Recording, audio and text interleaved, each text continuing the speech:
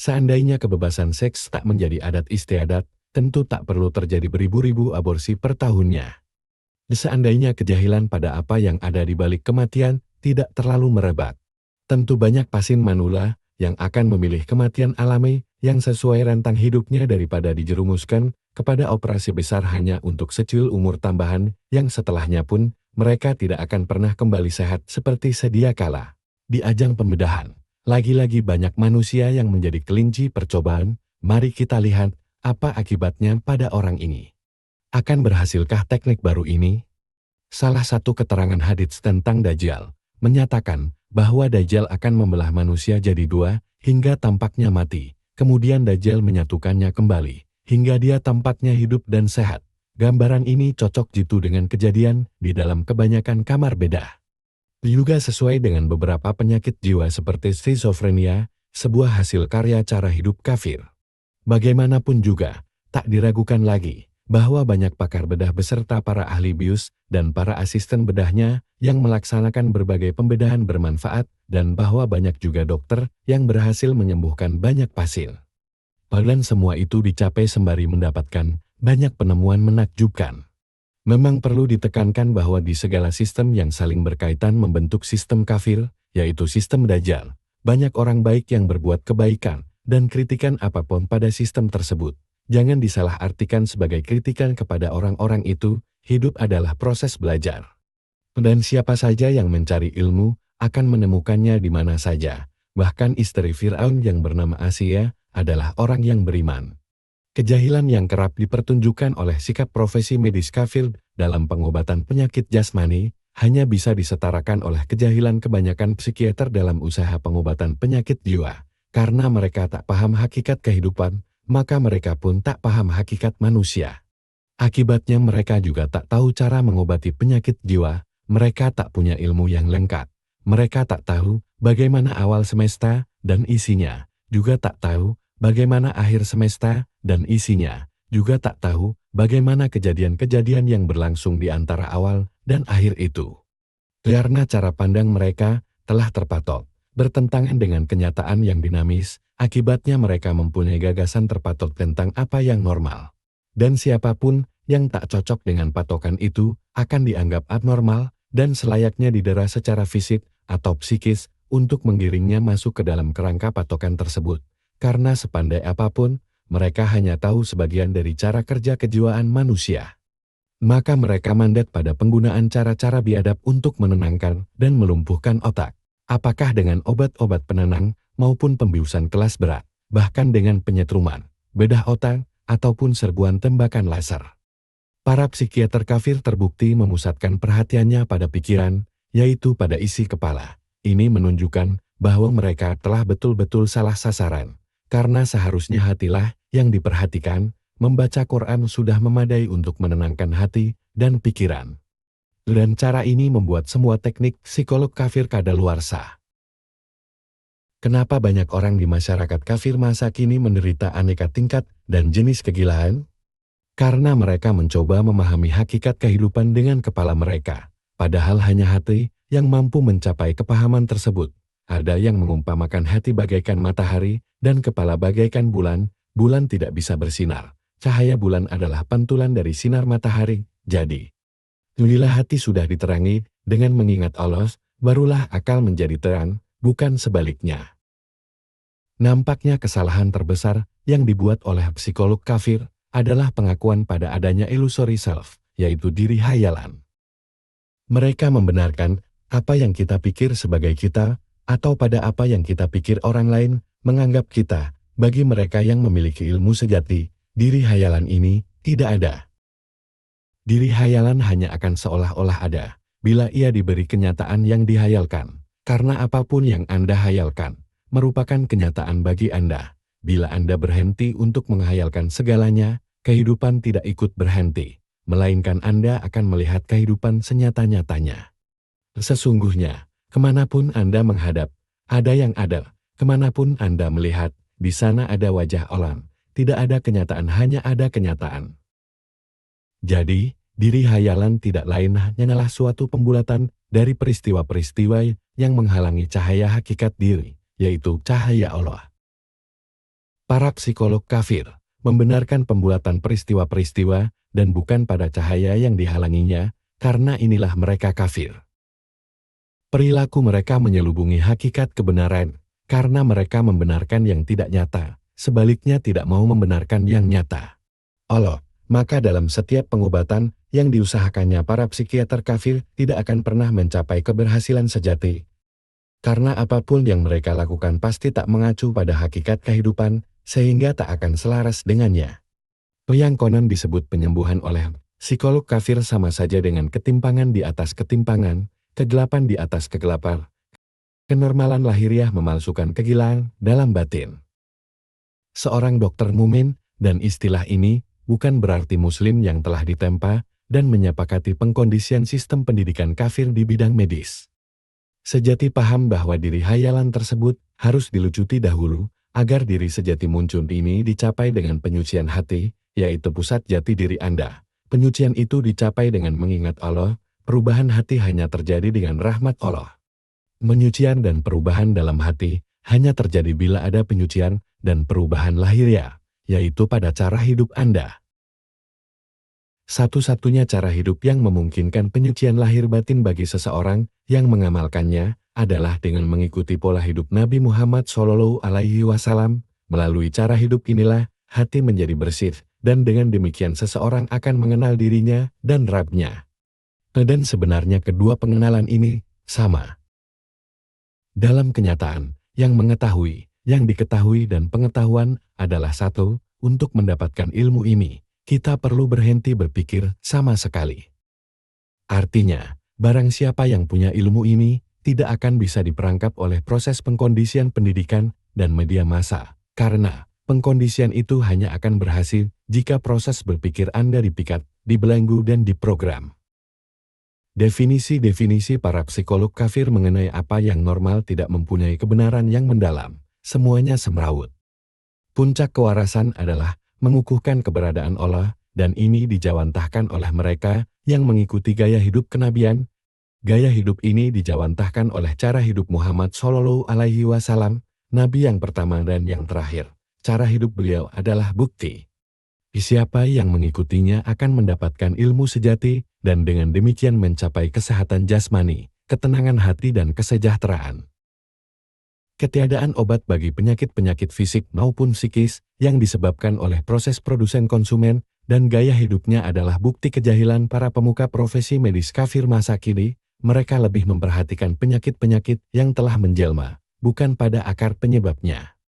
Dari suatu sudut pandang, hidup ini seperti persamaan kimia, campuran tertentu dalam keadaan tertentu akan mendatangkan hasil tertentu. Jika Anda mengikuti gaya hidup kafir maka Anda berada dalam kerusuhan dan berakhir di api. Jika Anda mengikuti jalan hidup para nabi maka Anda dalam kedamaian dan berakhir di taman. Quran adalah satu-satunya kitab di muka bumi yang mengandung segala persamaan. Al-Quran adalah kamus kehidupan, di dalamnya ada petunjuk untuk menghadapi segala situasi. Nabi Muhammad SAW bersabda bahwa di Quran ada obat, maka gunakanlah yang diperlukan. Seseorang yang di hatinya tidak ada Quran, bagaikan bangunan runtuh, bagaikan mayat dalam kubur. Karena para dokter kafir tidak punya sarana kepada Quran, dan tentu akan menolak, bila ditawari pun, maka mereka terus berpijak pada uji coba, yang mereka katakan sebagai proses evolusi dan kemajuan. Mereka tidak sadar bahwa sebagian besar dasar-dasar kedokteran modern dijiplak dari para muslim yang mendapatkan ilmunya dari Allah dan dari pengamalan kandungan Quran. Bisa saja para dokter kafir secara tak sengaja menemukan beberapa hal yang telah ada di Quran. Namun mereka hanya akan mendapatkan ilmu yang terbatas darinya, sebab mereka sendiri tidak mengamalkan Quran. Mereka tidak memiliki ilmu yang terpadu. Anda hanya akan mampu memahami Quran dengan mengejawantahkan isi Quran. Bisa saja Anda memakai obat yang tepat tanpa paham mengapa dan bagaimana cara kerjanya, namun tentu ini tidak bijaksana. Sebagaimana sistem pabrik dan sistem pendidikan kafir, sistem medis kafir dijalankan bak sebuah bisnis. Sistem medis kafir tak begitu peduli pada penyembuhan dan apa yang bermanfaat atau tidak. Bahkan merupakan sebuah bisnis besar bagi perusahaan-perusahaan farmasi yang memasok obat-obatan dan peralatannya. seraya memelihara beribu-ribu pekerja yang dikaryakan untuk menambal para pasien, agar mereka pun bisa dikaryakan. Kini, kita lebih sering mendengar mahasiswa kedokteran berbicara mengenai gaji-gaji besar yang mereka cita-citakan apabila telah lulus ujian dan mendapat secari kertas dibanding dengan berbicara mengenai cita-cita mereka untuk menyembuhkan banyak manusia. Atau berbicara mengenai bagaimana cara mencapai penyembuhan tersebut. Sistem medis kafir adalah bagian yang tak terpisahkan dari proses produsen konsumen kafir. Sistem itu menjanjikan ganjaran besar bagi mereka yang memenuhi semua persyaratannya. Sistem ini punya peran penting dalam manajemen sistem kafir, yaitu sistem Dajjal. Dan karena sistem ini berkaitan erat dengan sistem pendidikan kafir dan sistem hukum kafir, maka para pemukanya punya pengaruh yang kuat di sebuah negara kafir. Padahal 100 tahun yang lalu, sistem medis yang sedemikian belum ada, maka sempurnalah pengambil alihan dalam waktu yang sesingkat itu. Sistem yang membuat sistem pabrik, sistem pendidikan, dan sistem medis kafir dapat dipertahankan, dan yang mengatur jalannya semua sistem-sistem kafir, yaitu sistem Dajjal, adalah sistem hukum kafir. Sistem inilah yang memungkinkan terjadinya keterkaitan di antara semua subsistem. Jadi sebagai keseluruhan, sistem hukum kafir adalah jantungnya sistem kafir, yaitu sistem Dajjal. Sistem hukum kafir merumuskan kerangka semua sistem-sistem di negara kafir, mengatur yang boleh dan tak boleh dilakukan, dan memastikan bahwa alternatif apapun selain sistem-sistem kafir, yaitu sistem Dajjal, dapat dilumpuhkan dengan dicap ilegal atau dengan pembatasan ketat. Sistem hukum kafir juga mendikte perilaku apa yang diperbolehkan bagi manusia yang berada di negara kafir, dan dengan demikian menjamin pengendalian dan pengawasan yang ketat atas mayoritas masyarakat di negara itu.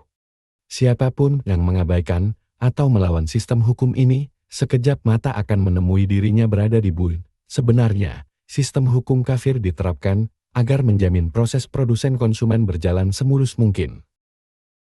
Dengan segala keadaan yang sedemikian, maka tak terhindarkan lagi akan tegak polis state, yaitu sebuah masyarakat yang terpecah belah, di mana sebagian masyarakat memangsa sebagian lainnya. Angkatan kepolisian kafir diberi kekuasaan besar dan kebebasan bertindak. Pada dasarnya, demi hukum anggotanya boleh melakukan tindakan yang bagi orang lain merupakan pelanggaran hukum.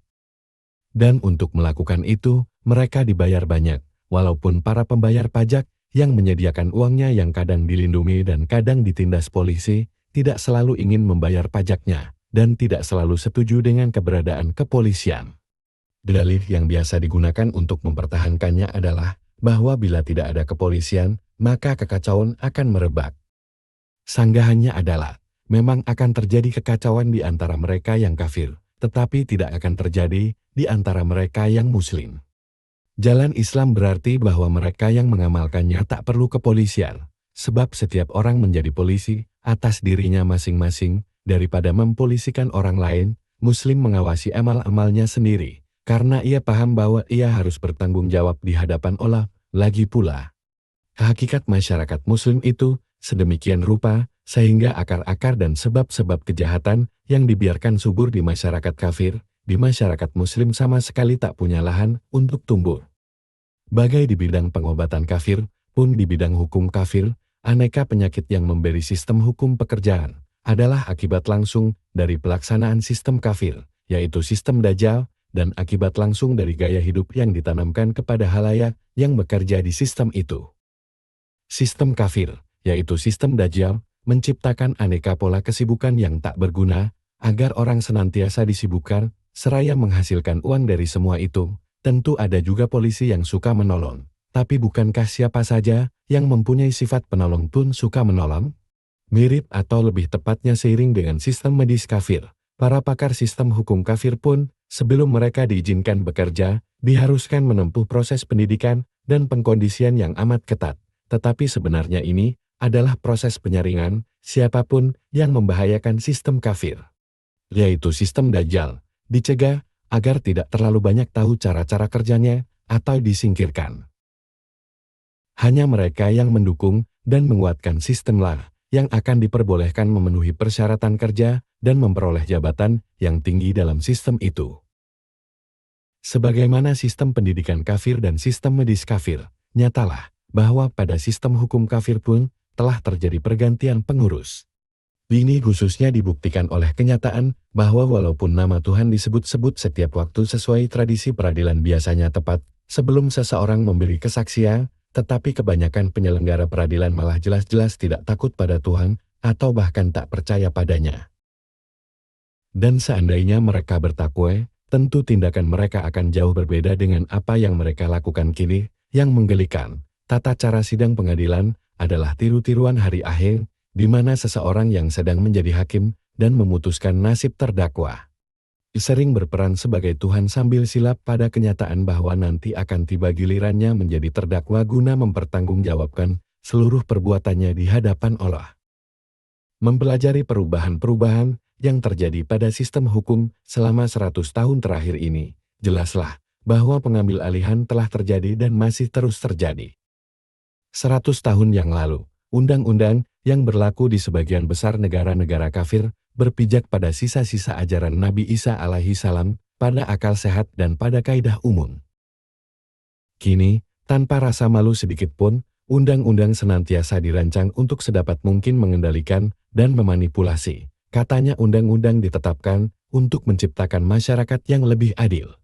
Nyatanya dipakai untuk menjaga agar mayoritas penduduk tidak lolos dari jeratan proses produsen konsumen. Maka doktrin racun bersalut madu, yaitu doktrin evolusi, lagi-lagi dikibarkan untuk merayu orang bahwa sistem hukum sedang berkembang semakin baik. Siasat ini akan terus dikibarkan hingga terperosok masuk ke liang jebakannya sendiri.